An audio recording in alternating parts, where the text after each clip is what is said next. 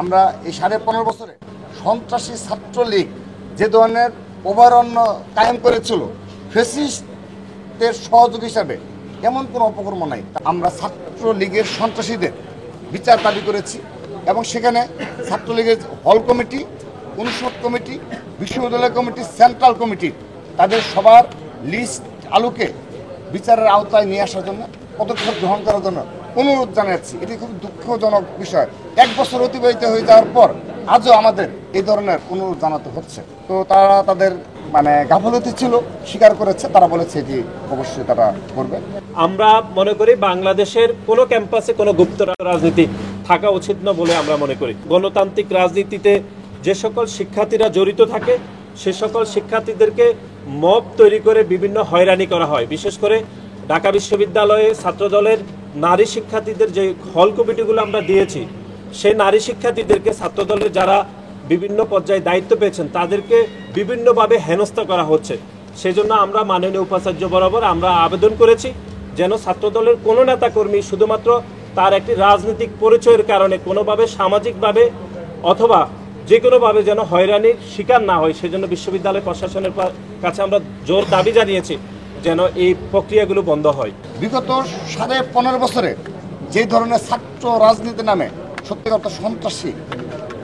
সন্ত্রাসীদের অভয়ারণ্য ছিল ক্যাম্পাসগুলো, শুধুমাত্র ঢাকা বিশ্ববিদ্যালয় নয়, বাংলাদেশের সকল ক্যাম্পাস বিএনপির আমলে, ওই শাসন আমলে, অর্থাৎ 20 বছর আগের ঘটনা আমরা ব্যাখ্যা দিয়েছি। সেই 20 বছর আগের যে শাসন ছিল সেখানেও একটি সহনশীল ছাত্র রাজনীতি চালু ছিল। বান্ডেল থাকলে প্রতি সেনমানিতে টাকা বাঁচবে। বিকাশ সেনমানি বান্ডেল কিনে জিতুন প্রতি লেনদেনে। এই ক্যাম্পাসে কোনো গুপ্ত রাজনীতি চলবে না। তারা যদি বলে এই চাপের ফলে সকল ছাত্র সংগঠন চাওয়ার ফলে তারা যদি মনে করে না আমরা আবার আংশিক, আমাদের 14 সদস্য কমিটি ছিল, আমরা আরো 10 জনের তালিকা প্রকাশ করলাম, সেটি আমরা মানব না। আমরা গুপ্ত রাজনীতি নিষিদ্ধ চাই। কারণ এই সর্বশেষ সময় ঢাকা বিশ্ববিদ্যালয় ক্যাম্পাস সহ সকল ক্যাম্পাসে যে ধরনের মকতন্ত্র কায়েম হয়েছে তার অধিকাংশ এই গুপ্ত সংগঠন দ্বারা সংগঠিত হয়েছে বলে আমরা ঐক্যমতে পৌঁছেছি।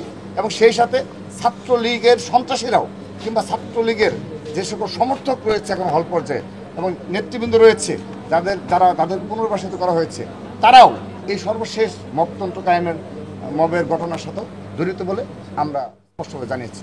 ইসলামী ছাত্র শিবিরের 1971 সালের যে ভূমিকা এবং এই সর্বশেষ গুপ্ত রাজনীতি সার্বিক প্রেক্ষাপটে এবং তারা যেহেতু 5 আগস্ট পর্যন্ত অলিখিতভাবে সেই 1971 সালের ভূমিকার কারণে তারা এই ক্যাম্পাসে নিষিদ্ধ অবস্থায় ছিল, সেই প্রেক্ষাপটে তারা এই আজকের এই জরুরি সভা বয়কট করেছে এবং পরবর্তীতে সকল ছাত্র সংগঠন এবং তার পরবর্তীতেও অনেক ছাত্র সংগঠন তাদের মতামত ব্যক্ত করে ইসলামী ছাত্র শিবিরকে ডাকার কারণে তারা তাদের বক্তব্য পেশ করে তারা এই সমস্ত ত্যাগ করেছে। যে ক্যাম্পাসে এবং হল পর্যায়ে কী ধরনের রূপরেখা প্রয়োজন, একটা রূপরেখা, লিখিত রূপরেখা প্রয়োজন, যে এর বাহিরে কেউ কিছু করতে যেন না পারে এবং গেস্ট রুম, গণরুম, কালচার সহ ছাত্র রাজনীতি কোনো কিছু যেন না থাকে, সেই বিষয়গুলো আমরা তুলে ধরেছি। একইভাবে আমরা স্পষ্টভাবে আমরা তাদের নিকট অনুরোধ জানিয়েছি যেন শুধুমাত্র ছাত্র সংগঠনগুলোর মাঝেই নয়, তারা যেন জেনারেল স্টুডেন্টদের কাছ থেকেও যেন কিছু মতামত যেন নেয়।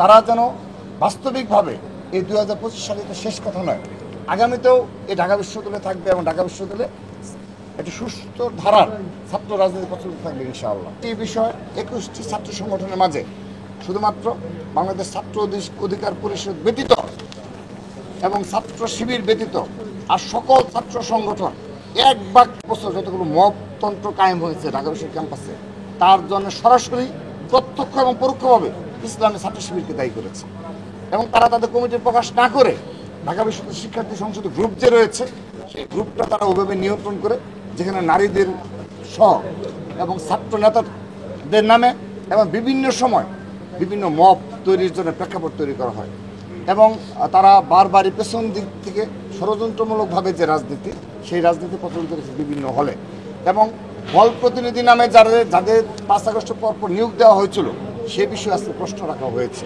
তো সার্বিক প্রেক্ষাপটে 19টি ছাত্র সংগঠনই এক বাক্যে, এটা আমাদের 1 নম্বর এজেন্ডা ছিল যে আগামীতে কখনো ঢাকা বিশ্ববিদ্যালয়ে এই গুপ্ত রাজনীতি থাকা চলবে না। এই গুপ্ত রাজনীতি নিষিদ্ধ করতে হবে। কেউ যদি বলে যে আমরা আবারও আংশিক কমিটি প্রকাশ করব, করে আবারও একটি অংশ রেখে দেব মপতন্ত্র কায়েমের জন্য। তাহলে ঢাকা বিশ্ববিদ্যালয়ে কোনো অভিভাবক থাকবে না, সম্মানবোধ থাকবে না।